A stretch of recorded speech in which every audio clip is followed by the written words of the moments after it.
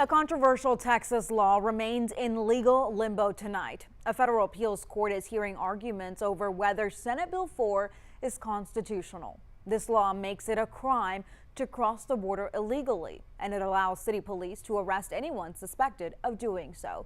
Good evening, Southeast Texas. I'm Brenda Matuti. The Biden administration argues border enforcement is the job of the feds, while Texas maintains it's picking up the slack of the federal government. 12 News reporter Ebony Coleman joins us in studio with a breakdown of today's hearing. Ebony. That's right, Brenda. The U.S. Fifth Circuit Court is weighing in on if and when Texas can start enforcing its own proposed immigration law. And next, the Supreme Court will set a final chance to rule.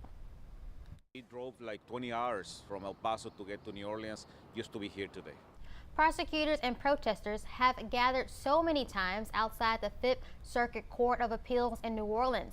It can be difficult to remember which part of SB 4 they're fighting for now. Today, the argument was about where the court could go next. In federal court, only a audio feed is allowed and no cameras.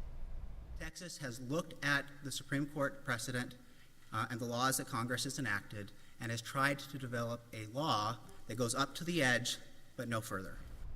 The law is on hold for now, pending the appeals court ruling, but this will likely end up in the U.S. Supreme Court for a final say.